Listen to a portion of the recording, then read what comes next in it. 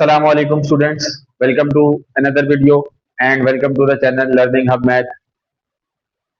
इस वीडियो के अंदर एक्सरसाइज 1.5 क्वेश्चन नंबर 5 सॉल्व करेंगे। इससे पिछली वाली वीडियो के अंदर हमने एक्सरसाइज 1.5 के 4 क्वेश्चन सॉल्व किए थे। आज इस वीडियो में 5वां क्वेश्चन सॉल्व करेंगे।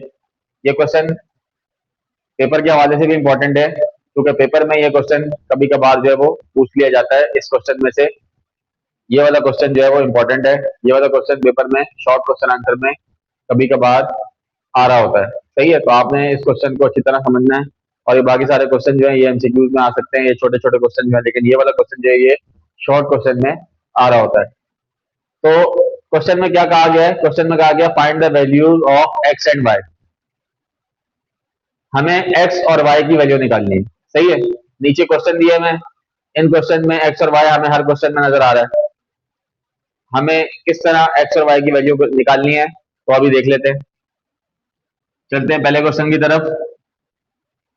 Number 1 solution. ठीक है, नंबर 1 क्या है? एक्स प्लस वाई आयोटा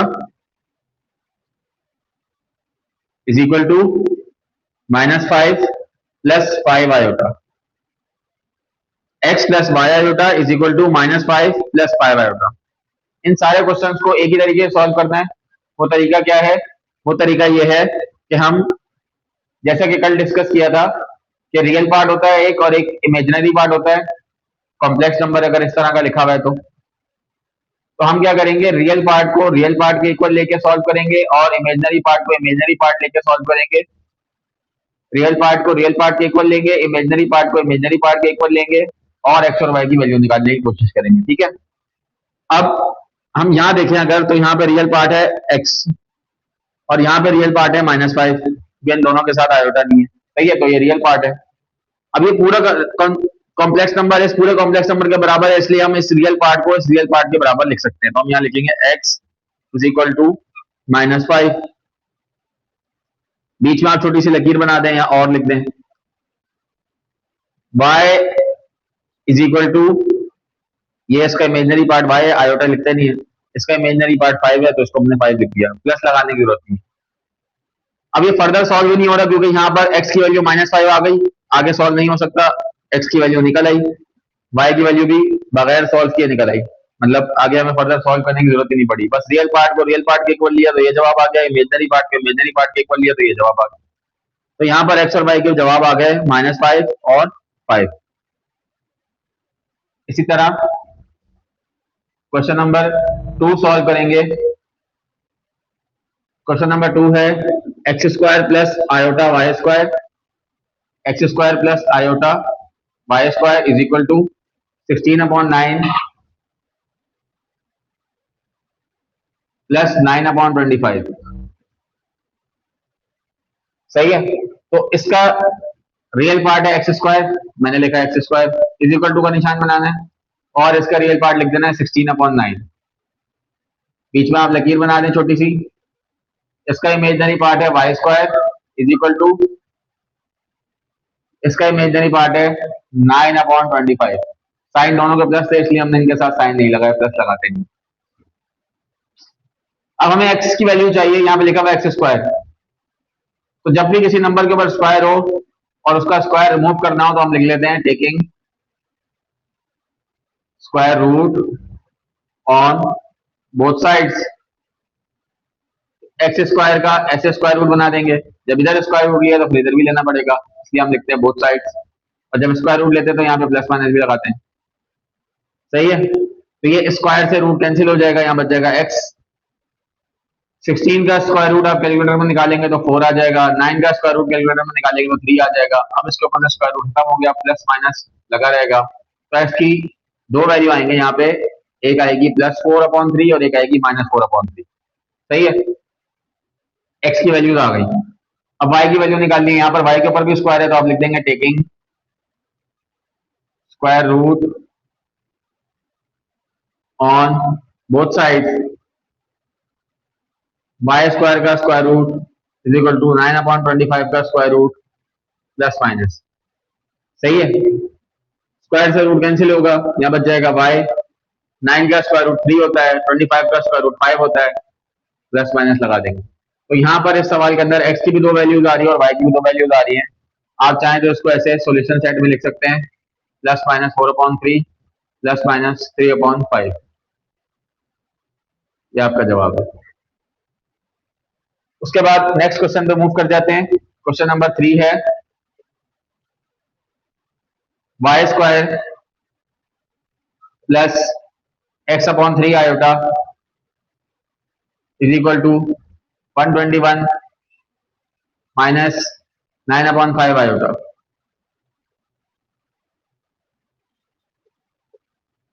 अब आप देखें कि तरीकेकार वही है, रियल पार्ट को रियल पार्ट के इक्वल लेना है। रियल पार्ट है Y square is equal to 121 और इमेजिनरी पार्ट है x/3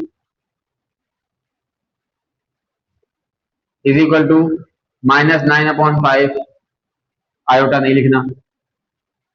ये बिल्कुल वैसे ही है जैसे ये था taking square root on both sides, Y square के ऊपर स्क्वायर रूट लगा देंगे और 121 के ऊपर स्क्वायर रूट लगा देंगे। स्क्वायर से रूट कैंसिल हो जाएगा, y इज इक्वल टू 121 का स्क्वायर रूट का 11 के साथ आप प्लस माइनस लगा देंगे, तो ये y की वैल्यू आ गई। अब हम निकालनी है x की वैल्यू, जो कि हमारा इमेजिनरी पार्ट है। x की वैल्यू कैसे निकलेगी, x को अकेला करना है, x के साथ इधर 3 लिखा हुआ है, ये डिवाइड हो रहा है, इसको अगर हम इज इक्वल टू को उस तरफ लेके जाएंगे तो ये वहां जाके डिवाइड से चेंज हो जाएगा किसमें, मल्टीप्लाई में, और जो वैल्यू वहां लिखी होती है उसको आपने पहले लिखना होता है। पहले ये लिखा हुआ है, इसको मैंने वैसे ही लिख दिया, x को ऐसे ही लिख दिया, 3 यहां से हटा दिया और ये 3 जाएगा कहां पे, यहां पर आके मल्टीप्लाई हो जाएगा। तो 9 3 जा 27 माइनस साइन भी आएगा अपॉन 5, तो x की वैल्यू आ गई -27/5, y की वैल्यू आ गई +-1। तीसरा क्वेश्चन भी सॉल्व हो गया। अब हमने करना है question number 4 solve, square root 5/√3 वाला। इसके लिए मुझे बोर्ड इरेज करना पड़ेगा। मुझे उम्मीद है कि आपने क्वेश्चन लिख लिए होंगे, तो मैं ये वाला क्वेश्चन इरेज कर देता हूं।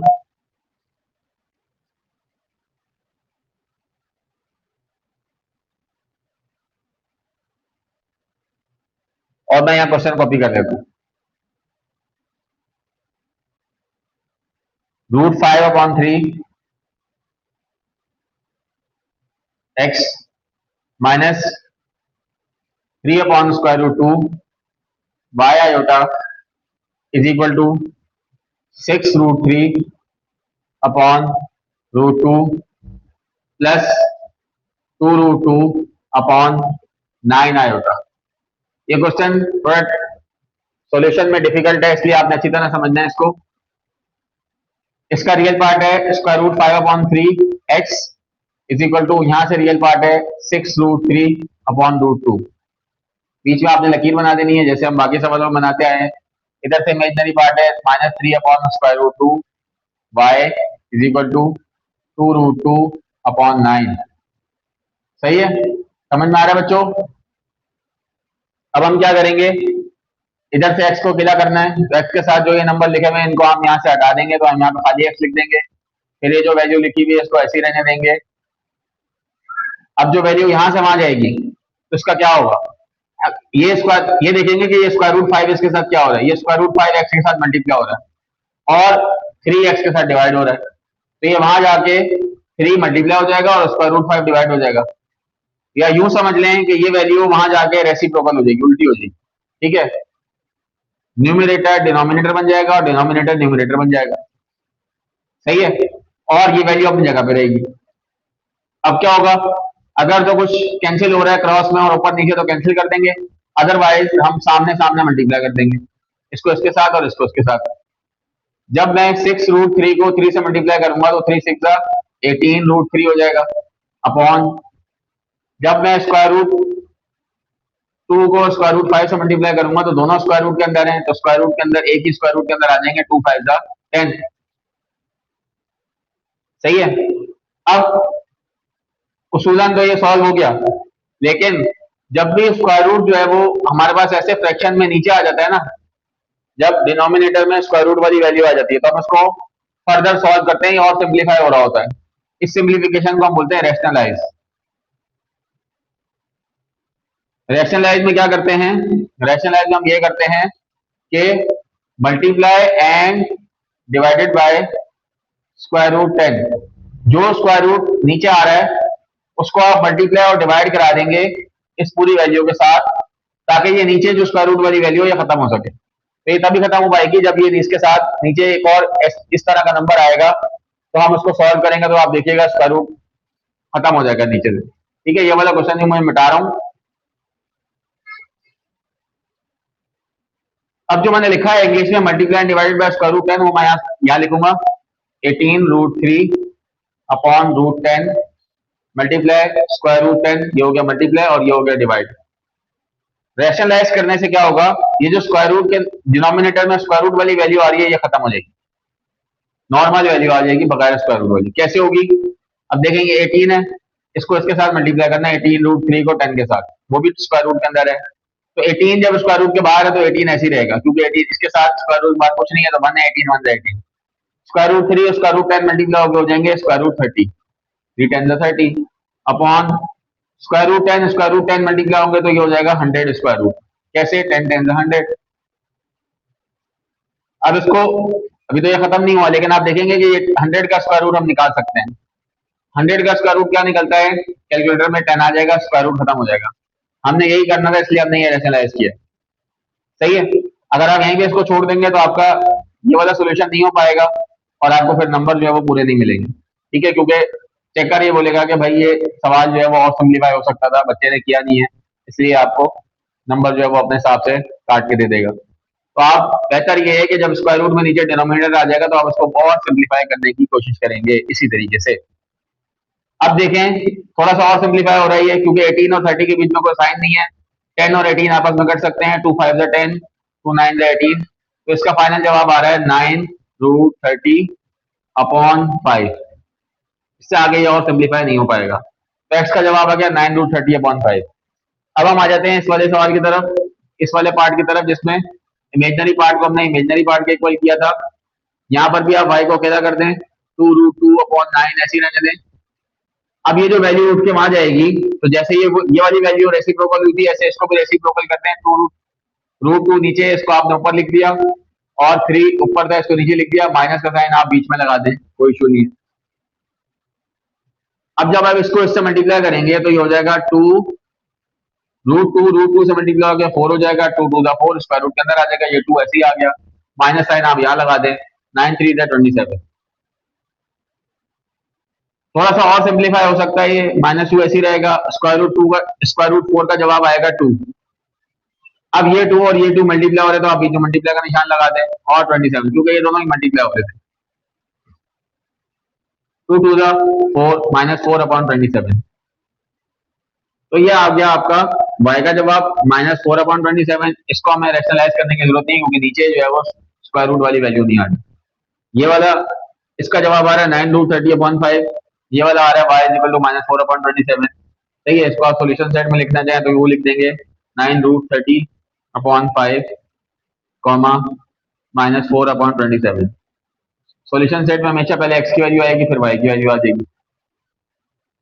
सही है, तो ये था एक्सरसाइज 1.5 क्वेश्चन नंबर 5, जो कि मैंने आपको सॉल्व करवाया। उम्मीद है आपको वीडियो पसंद आई होगी, समझाने का अंदाज समझ में आया होगा, और क्वेश्चन भी समझ में आए होंगे जो समझाए गए हैं। वीडियो पसंद आई हो तो आपने लाजमी शेयर करनी है, और चैनल को जरूर सब्सक्राइब कर लेना है। Thank you so much.